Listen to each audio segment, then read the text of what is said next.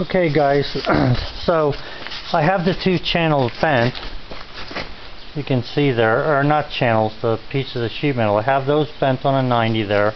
I'm just sort of mocking this up a little bit.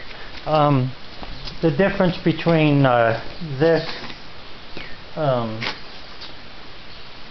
channel that I use for the frame and the channel that's on the existing truck is that mine is wider. So I made a little template because what I'm going to have to do is I'm going to have to make sure that this, fits inside these channels that I have on each side.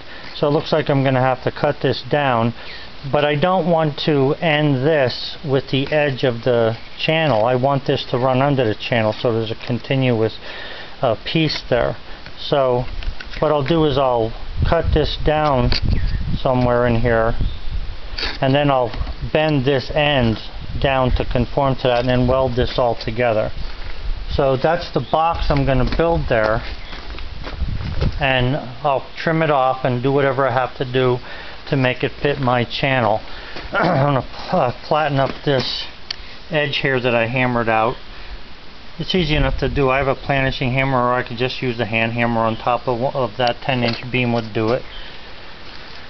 So that's the next step, and I'll go from there. I used to be pretty quick at all this stuff, but I find myself being a little cautious because I want it to be right. I don't want to have to screw around with this frame once I get the bed finished, which I'm almost done. I have that one side to sand yet, and then I can primer it. Once I get the bed primered, I'm going to get it out of the garage, and then I'll back this thing in or pull it in so that I can set the frame up on something that's going to keep it in place. I don't know if I'm going to totally remove the cab or just pick it up on one end after I take the fenders off. Got to see how it works out. But there's a lot of parts to make here. I mean, the shock mounts and stuff.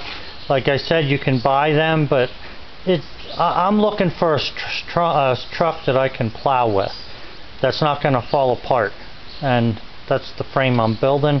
And whatever I got to do to make those shock mounts be strong enough to hold this thing, that's what I'm going to do. So, okay, so you have an idea. And for those of you who, if you're attempting a job like this, I'm sure you know how to do some of these things. But when I was a kid, my dad had showed me how to make a gasket for something. So in order to make this channel profile here exactly right, I hope you can see that, all I did was take a piece of cardboard, bend it around there so it stayed in place, and then hit the inner channel with a ball-peen hammer, and you end up with a really perfect shape there of what that channel looks like. Okay, at least it's within grinding distance. So anyway, just a little tip. If you're not, maybe you probably knew it and forgot about it.